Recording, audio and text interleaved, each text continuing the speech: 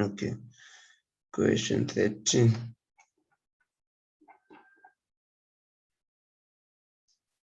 So the radius of a circle is increasing at a rate of 2 centimeters per minute. So when the radius is increasing per time, what you have is the rate at which this guy is increasing.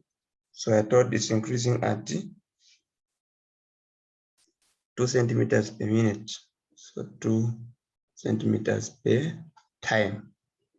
That is the RDT, the change in the radius as time changes.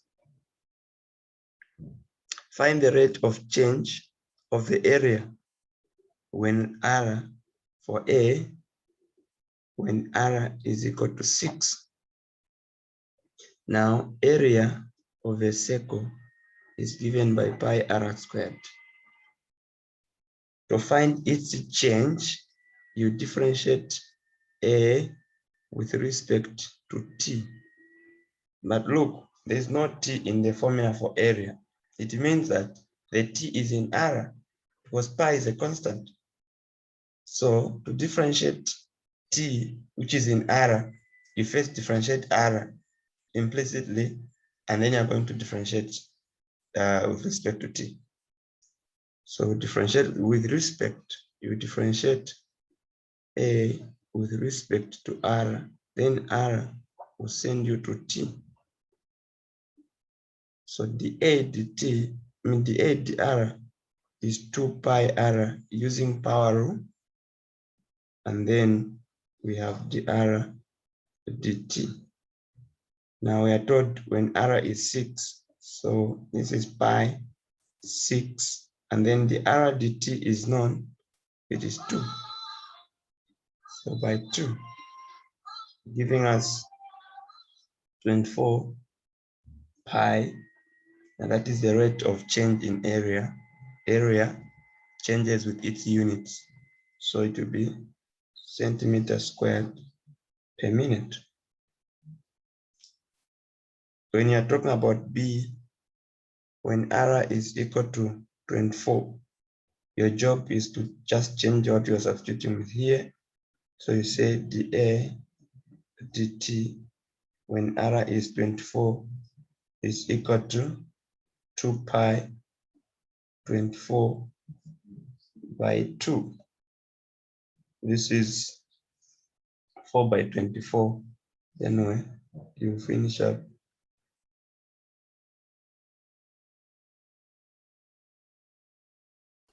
So where is the 2 coming from?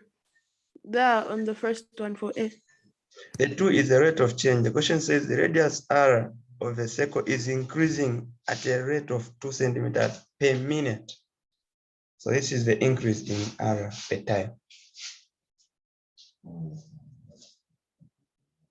Is that okay? Yes, sir. Okay.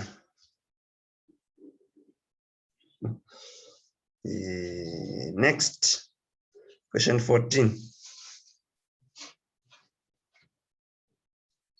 Question 14 is a spherical balloon is inflated with gas at the rate of 500 cubic centimeters per minute. How fast is the radius of the balloon increasing at the instant when the radius is 30 and the radius is 60?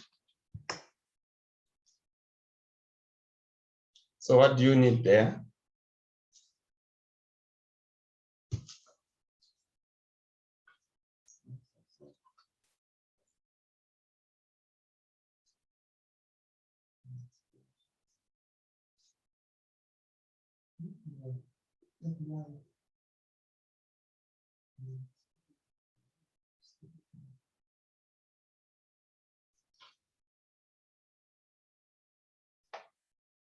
What is increasing?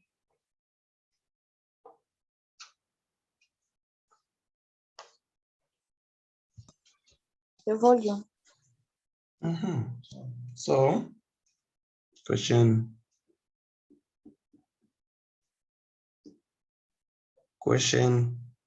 14.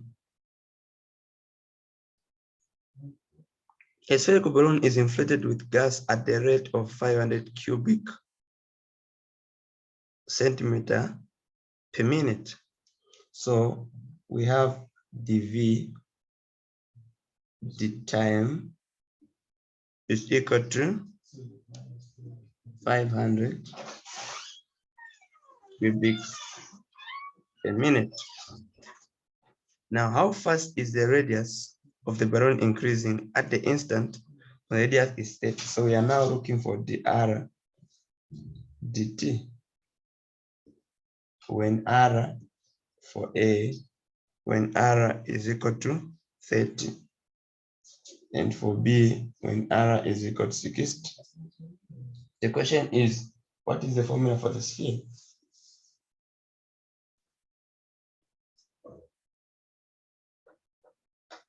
For volume. So the volume of a sphere is given by 4/3 pi r3. And then you differentiate it with respect to t. This only happens since there's no t in the formula. So we differentiate it with respect to r, and then differentiate r with respect to t. So dv dt, we can keep it for now without dropping the number, but dv dr, that is 4 pi r squared dr dt. And here we have dv dt. We want to find the r, so we can divide. We can divide as we substitute. Since dv dt is known, in the case of A, dv dt is 500 is equal to 4 pi. A, we have 30 squared, and then the r dt. So if you divide by 4 by 900, when you square 30, 4 by 900, that's 600 pi. So this guy goes, and you get the r dt is equal to 5/36 pi.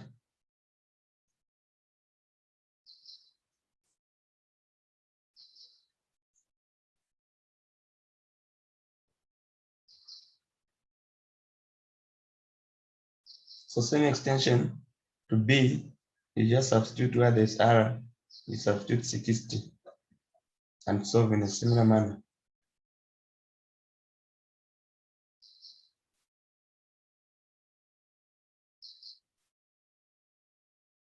Any questions? So I'm not so clear on how you solved question 14. So since you are given the rate of change in volume, it means that you need to look for the formula of volume for the sphere. And this is the formula for volume of the sphere. Then you need to come up with the formula of what you are given. What are we given? We're given dv dt, but what we have here is v. So you differentiate v for you to get dv dt. Now, since v has no t in its formula, it means that t is in r. And for sure, we're looking for the rate of change of r as time changes. So we differentiate v with respect to r, and then differentiate r with respect to t, for that change to affect v. Now, in our formula, the dv dt is given in the question, so just drop it. The r is given in the question, so just drop it. The only thing that will remain unknown is the r dt. So you make it instead of the formula, and then you have a constant. Of course, this one is measured in centimeters per minute. And then for B, you just substitute, instead of substituting 30, you substitute 60.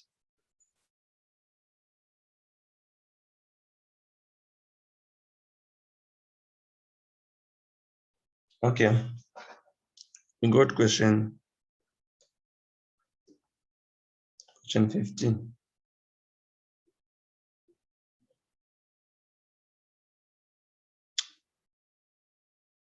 All edges of a cube are expanding at a rate of 3 centimeters per second. All edges of the cube are expanding at the rate of 3 centimeters per second. How fast is the volume changing when each edge is 10? You need to find the formula now of what? Of volume. You find the formula for volume for the cube. A cube. The formula of a cube is L squared. L to the power 3. So for volume, L cube. So what are we taught? We are taught that each edge is expanding at the rate of 3 centimeters per second.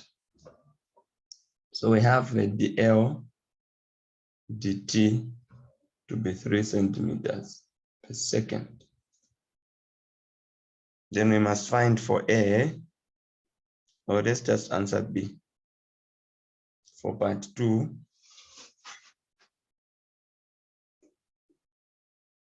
we must find how fast is the volume changing. So we want to find the dV, the dt, which goes through the dV, dl, and then dl dt.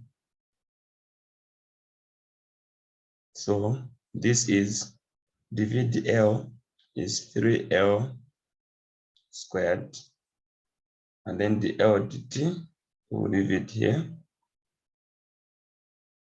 Then for 1, what's there on 1?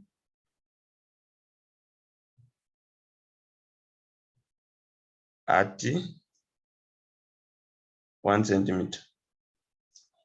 So you're saying, okay, dV dt then is equal to 3 when L is 1.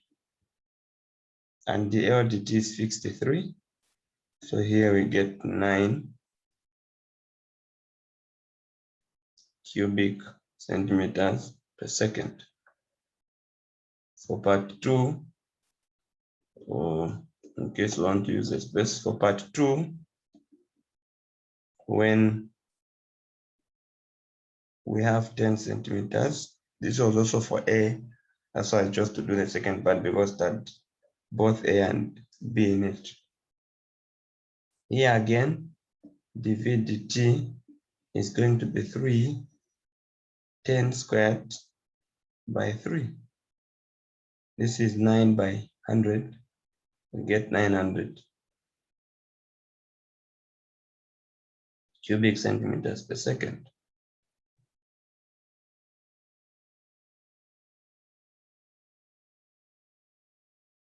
So all you need to know is the formula of that cube. As far as volume is concerned, then differentiate volume with respect to L and L with respect to T. Chain rule. And then, since you know that the LTT is given the question, that's the rate of change in the edge, the tire.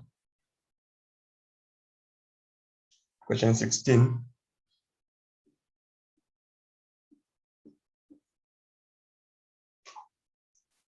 Or any issues?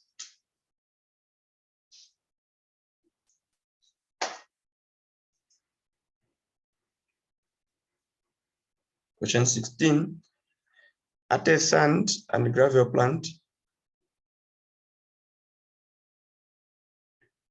sand is falling off a conveyor and onto a conical pile at a rate of 10 cubic meters per minute. So far, we know the change in volume, the time, it is 10. The one thing that is measured in cubic centimeters per time is volume. That's why I'm saying dV dt. So far, we have that information. The diameter of the base of the cone is approximately 3 times the altitude. Okay. So first, let's have a structure of this thing that is forming a cone. Suppose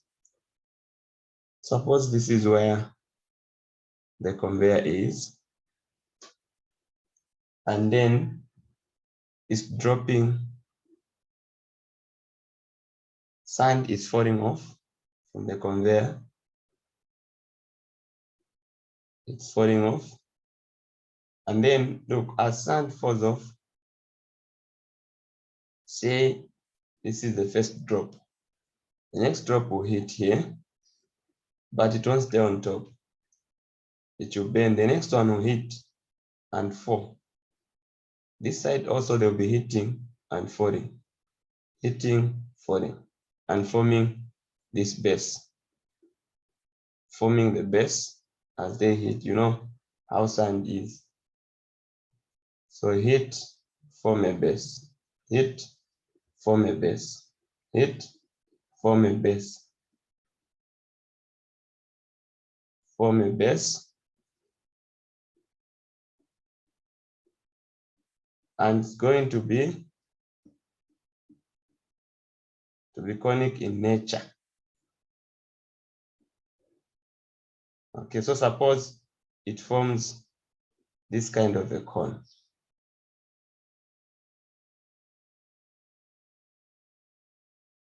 Okay, as the sand falls, forms this kind of a cone. The sand is very, very closed. So if you have this cone, so now suppose for sake of explanation, suppose the base would be of this kind. Okay. Then we know the base of this guy looks circular. So of course there's some radius there. There's some radius here. And there's some height here for you to find its volume. Now the volume of the cone is given by, the volume of the cone is given by 1/3 pi r squared h. And then we are told that the diameter of the base of the cone is approximately 3 times the altitude. Now, what we have here is not the, what we have in red here down is the radius. The diameter will be extended to this whole thing here, meaning we have another arrow here, because you know that diameter is what? It's 2r. Now we are told that 2r is 3 times height. The diameter is 3 times height. So we can choose here. The idea is we want to work with one variable in the volume, since we have r and h. Now I've been given information about h in relation to r. So we'll choose to work with one. So the question is asking us to find at what rate is the height of the power changing when the power is 15 meters high. So we are given to check the rate of change of height when height is 15. This means that we must change this whole thing to h. So we divide by 3, and say, okay, h is 2r/3. Then get this h now, substitute in this formula, 1/3 pi to h. So I've done the other way around. We need to solve for r in terms of h. So we divide by 2 instead. We divide by 2, so that r is 3h/2. So where there's r, we substitute 3h/2 squared h. So this will give us 1/3 pi 9/4 h squared h. So 3 here, 1, 3 there, 3. So then we'd get 3/4 pi h3 was h squared times h. We get h3. And then we have the change in volume, and we're looking for the change in area. So if we differentiated this with respect to t, it means that we must differentiate volume with respect to h and then differentiate h with respect to time. So dv dt is not dh dt. So this is 9/4 pi h squared. H is 15. dh dt. So the dh dt that we're looking for, the change in height with respect to time, is going to be 10/9/4 pi 15 squared, measured in centimeters, so centimeters per minute. So you guys, you simplify to get one number. What number do you get? Now 15 squared by 9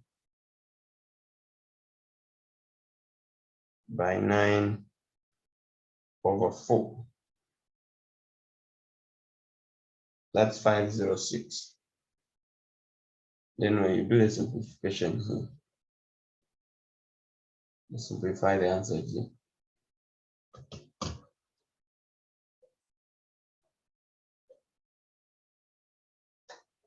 And then question 17.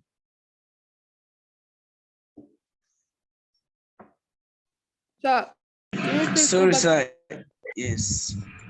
Wanted to do the screenshot.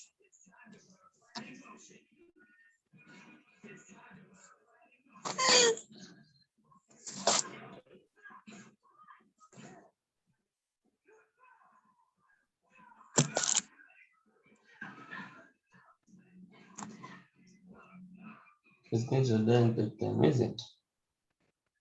Yes, sir. So question 17, we have to find dy dx and then find the second y, then find the third.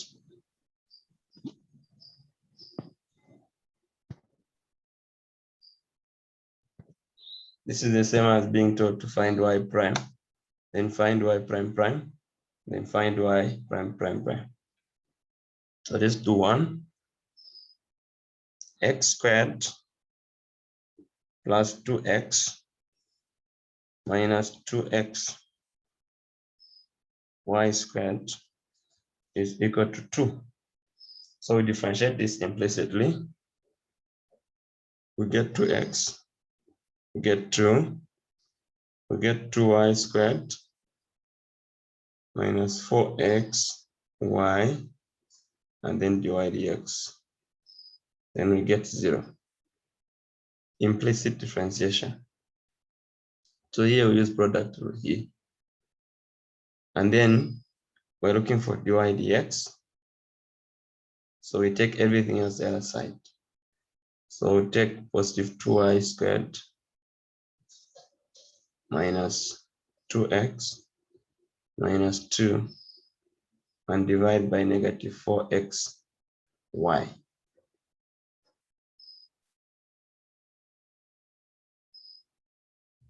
Then this is the first derivative. If you differentiate it again, we'll get the second derivative. So the second derivative we'll use on the right here. As you can see, we must use quotient rule, where we let u to be 2y squared minus 2x minus 2, and v to be negative 4xy. U prime is 4y dy dx minus 2, and v prime is negative 4y minus 4x dy dx. Now this dy dx that is the surface in here is this Sir. dy dx. Hello? Can you please re-explain that why there's negative 2y squared minus 4x?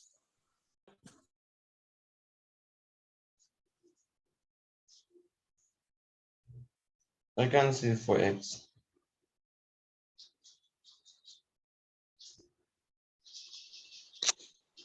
This one for negative 4xy. Negative 4xy. Yes, why did you put it in the denominator? It was multiplying here. So everything else went there by changing sign. But it is multiplying, so I have to divide. But it will leave dy dx on the left. Okay, thank you. And then Sir, how we obtain it?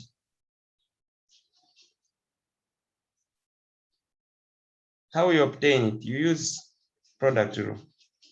You let u to be negative 2x and v to be y squared. You differentiate u, you get negative 2. Differentiate v, you get 2y, but because it's v, you have dy dx. Then from there, you put things together. Now u prime v plus v prime u. So u prime v, u prime is negative 2. V is y squared plus u is negative 2. V is 2 also. So we have 4 there, and then xy, dy dx.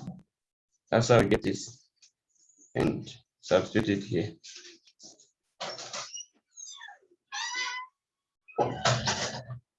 So what's key is implicit. Once you know implicit, then whenever I find a product, you treat it as if it is product rule. So no confusion. What's happening with your phone? Just go now it's entering inside. Then we now put this. Now, when you're putting this together, in the u prime and the v prime, where there's dy dx, the dy dx you're talking about is this dy dx. So you need to substitute it in those derivatives. So we'll have u prime written as 4y, while there's dy dx, we substitute 2y squared minus 2x minus 2 over 4xy. Also in v, you have negative 4y minus 4x and 2y squared minus 2x minus 2 over negative 4xy. So this is what we have as our dy dx. So the 4 here cancels and the y cancels, so we remain with negative x down. So we have 2y squared minus 2x minus 2 over negative x minus 2. On the other side, we have the negative 4 going on the x. So we remain with negative 4y plus 2y squared minus 2x minus 2 over y. And then now we can substitute to get the second derivative. So saying the second derivative is equal to u prime v minus v prime u over v squared. U prime is 2y squared minus 2x minus 2 over negative x minus 2. V is negative 4xy minus v prime negative 4y plus 2y squared minus 2x minus 2 over y multiplied by u, which is 2y squared minus 2x minus 2. everything over v squared, which is negative 4xy squared. So we need to